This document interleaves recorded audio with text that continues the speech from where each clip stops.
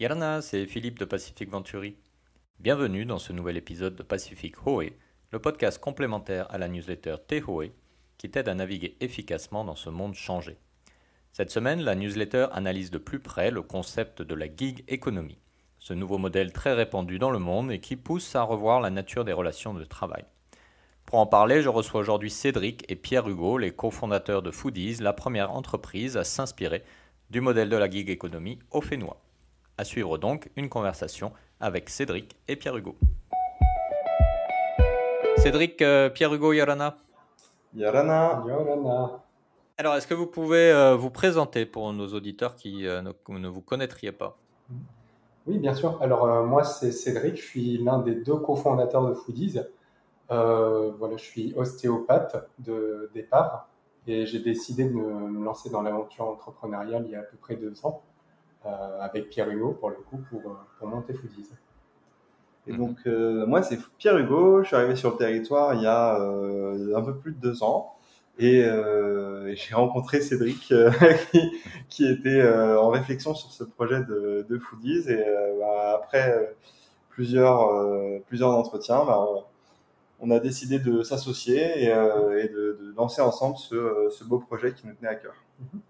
D'accord. Alors justement, ce projet, c'est Foodies. Est-ce que vous pouvez nous en dire rapidement un peu plus? Quel est le concept derrière le nom? Oui, bien sûr. Foodies, c'est un site web, une application qui te permet de te faire livrer chez toi ou au bureau les plats des meilleurs restaurants de Tahiti. Voilà, D'accord. donc on a une plateforme qui lie en gros des clients, des restaurateurs partenaires et des livreurs partenaires.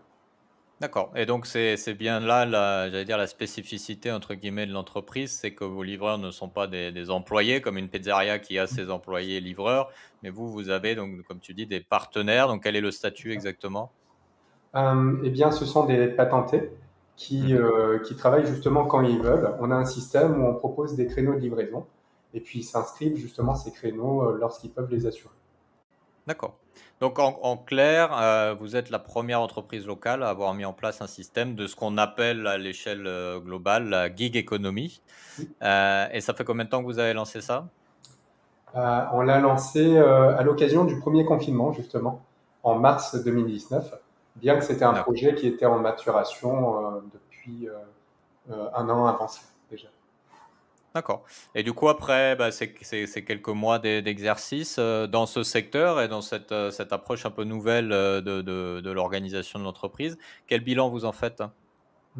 Alors, en fait, ce qu'on a remarqué, et moi, c'est quelque chose que j'ai remarqué en arrivant sur le territoire, c'est il y a déjà dans la culture polynésienne une forte indépendance et une forte volonté d'être capable de gérer son quotidien, ses revenus, la façon avec laquelle on travaille. Et on le voit par exemple dans l'exemple de la pêche ou des farapous qui en fait sont déjà des compléments naturels qu'on retrouve dans l'économie. Ce que fait Foodies en fait, c'est simplement d'apporter une brique technologique là aujourd'hui sur le domaine des livraisons de restaurants qui permettent à certains de peut-être passer le cap et de se dire moi aussi je peux avoir cette nouvelle activité qui va venir compléter mes revenus ou éventuellement me lancer dans mon activité après derrière. D'accord. Donc pour vous, ce système de gig economy, ce qu'on parfois en français on appelle l'ubérisation de l'économie en référence à la plateforme Uber, c'est parfaitement pertinent pour le Fénois. Alors, on s'écarte un peu de cette dénomination effectivement du géant américain parce que elle implique énormément de choses qui sont pas les valeurs ou les façons de procéder de Foodies. Oui, elle est complètement pertinente pour le Fénois parce qu'aujourd'hui, on a majoritairement sur la plateforme des personnes qui sont en fait déjà en activité. Foodies ne représente pas pour elles une activité à temps plein. C'est vraiment soit un complément de revenu qui va venir pour financer un projet, financer un projet professionnel ou de lancement d'activité, financer un projet personnel, un achat de telle ou telle chose, ou même se sortir. On a par exemple un exemple qu'on a très récemment. On a une personne qui est dans le personnel soignant qui fait en fait du Foodies pour rouler, se changer les idées après dans la crise actuelle, pour voir d'autres choses, voir des clients, revoir des sourires, parce que toute la journée elle est confrontée à un état de guerre sanitaire Voilà toutes les personnes qu'on peut trouver sur Foodies et qu'on retrouve qui sont sur le fait noir. D'accord. Ok. Alors c'est intéressant que vous mentionnez, voilà, que là, il y a une différence entre Uber qui est un peu toujours l'ambassadeur entre guillemets de cette gig économie. Alors est-ce que vous pouvez nous en dire plus seulement sur la différence entre Foodies et Uber et comment du coup au final vous organisez la relation avec vos partenaires livreurs comme vous les appelez et comment ça peut changer la relation par rapport à une relation on va dire traditionnelle dans une entreprise employeur-salarié? Alors, de la façon avec laquelle c'est abordé, le fonctionnement est complètement différent. J'incite ceux qui veulent se renseigner sur le fonctionnement d'Uber.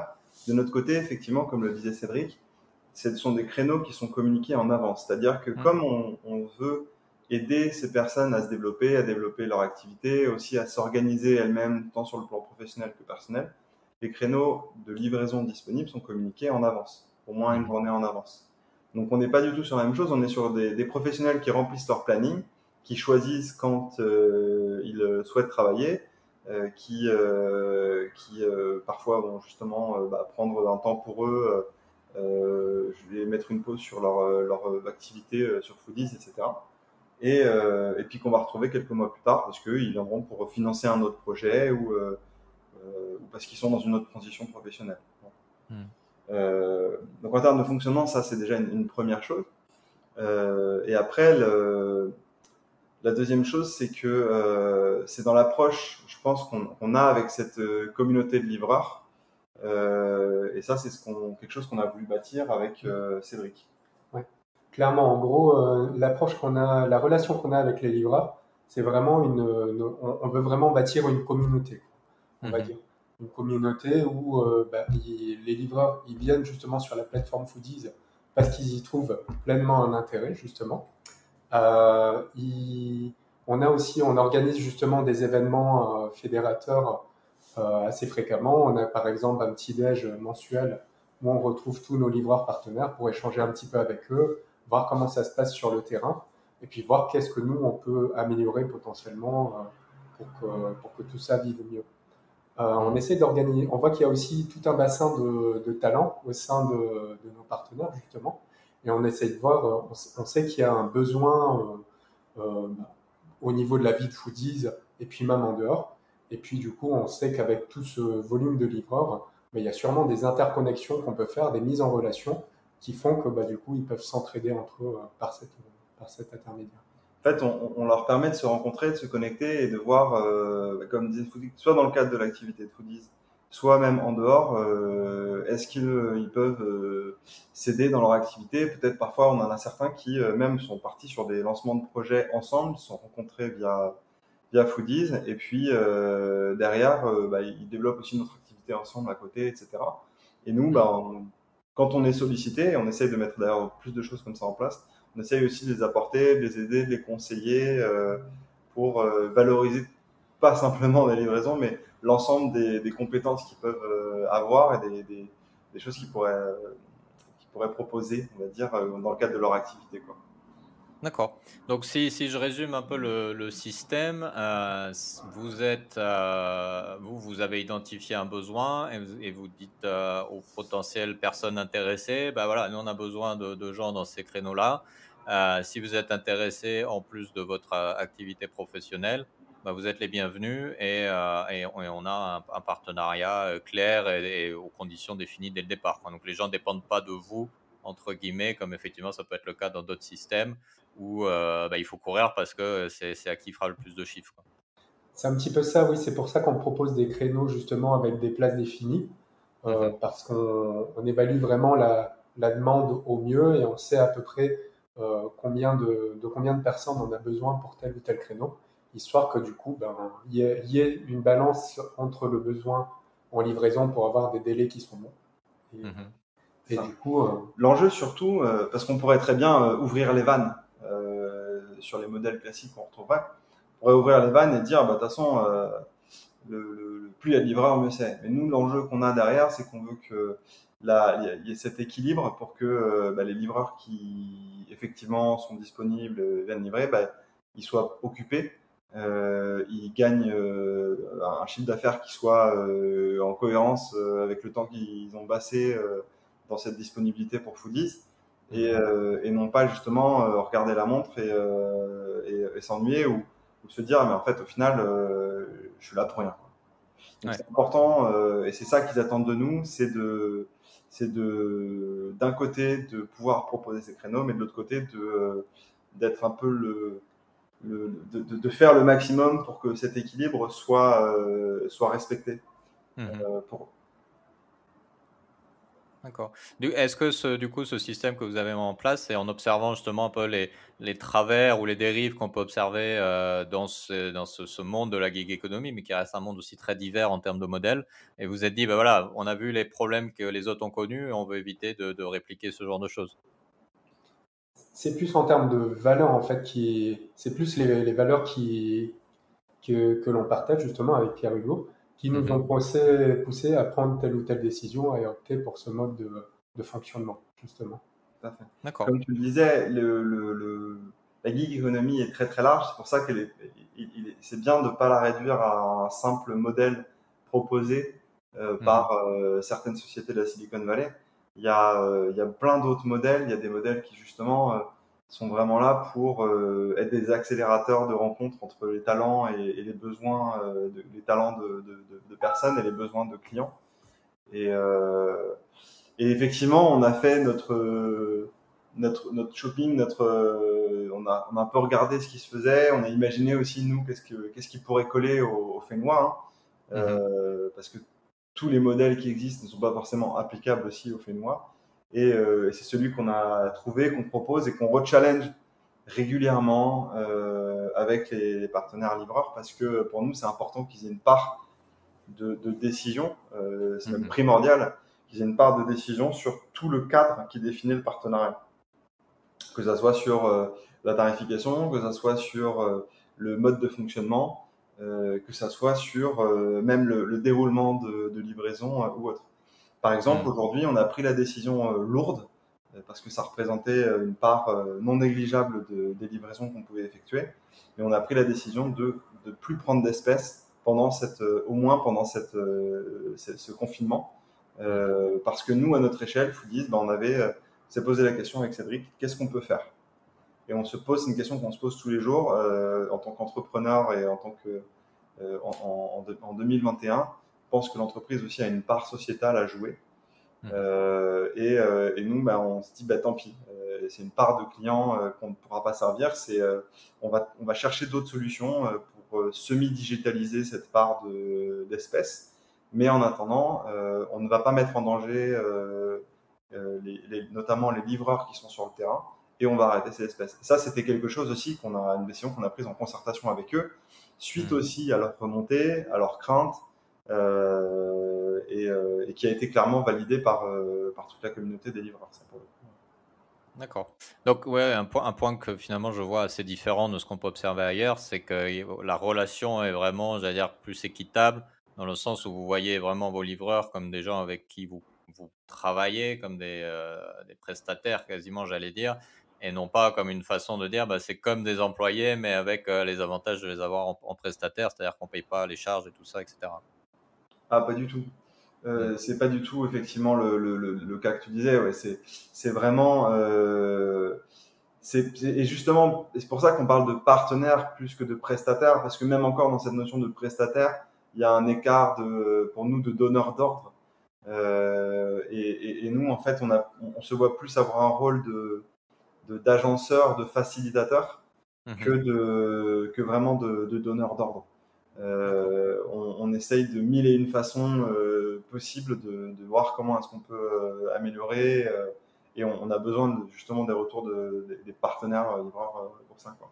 Donc oui. Donc on parle vraiment d'une relation de partenariat, même si c'est pour des prestations de livraison, c'est vrai, mais en aucun cas de cadre autre. Ouais, d'accord. Alors, ma dernière question pour vous deux, on peut, quand on regarde la tendance mondiale, on voit que c'est quand même un modèle, la gig economy, qui tend à se développer et qui très probablement devrait potentiellement se développer aussi localement sur peut-être d'autres industries ou d'autres types de services. Du coup, pour les décideurs privés comme publics qui regarderaient un petit peu ce qui se passe et qui pourraient s'inspirer de ce que vous avez fait, quelles recommandations vous pourriez leur donner pour justement s'assurer que ce modèle économique soit pourvoyeur d'opportunités, puisque vous nous disiez que, a priori, le Fénois a un contexte qui est porteur ou favorable, en tout cas pour ce modèle, tout en évitant les abus qu'on peut observer ailleurs avec certaines entreprises. Merci pour cette question, c'est une très bonne question. Il y a plusieurs temps pour répondre à cette question. Le premier, il est vraiment important de ne pas toucher ou avec parcimonie au cadre. En tant qu'entrepreneur, mais ça tu dois l'entendre de tous les dirigeants d'entreprise avec qui tu discutes, ce qui est le plus compliqué à gérer, c'est les changements de règles du jeu. Et quand on change les règles, ça peut changer. On a l'impression que ça peut très peu changer, mais ça peut complètement changer les approches. Donc aujourd'hui, nous, on considère que le cadre, il est bon, et c'est vraiment dans cette approche de comprendre en fait pourquoi est-ce que la gig economy marche. Je pense qu'il est vraiment important de se poser les questions. Pourquoi est-ce qu'elle marche? C'est d'abord et avant tout parce qu'elle répond à un besoin général, et d'un côté de personnes qui cherchent justement ces compléments d'activité, cette flexibilité. D'un côté, ils vont avoir une activité stable et de l'autre côté, ils vont avoir cette possibilité d'aller chercher des coups d'accélérateur sur des projets ou autres. Et de l'autre côté, on a une demande qui justement va s'accorder avec cette variabilité d'investissement des personnes qu'on peut retrouver dans la gig economy. Et on peut l'avoir sur plein de choses, parce que là aujourd'hui on focalise sur cet aspect de livraison, mais on voit des plateformes qui se développent pour tout. Aujourd'hui on peut, grâce à des plateformes, avoir un développeur, un designer, tous les métiers, toutes les compétences sont à la vente, et des personnes qui peuvent organiser leur activité comme ils le souhaitent, d'où ils le souhaitent, même quand ils ont cette flexibilité. Et ça, c'est vraiment important. Qu'est-ce que ça peut apporter? Je pense que ce que ça peut apporter au public ou à d'autres contextes, c'est peut-être un complément dans leur fonctionnement aussi, pour faire face à un monde qui change extrêmement vite, et des institutions qui, par essence, sont dans un domaine plus figé, et qui font face à d'énormes challenges pour arriver à coller avec ces évolutions qui ne vont qu'en accélérant, quoi. Ok, voilà. Exactement.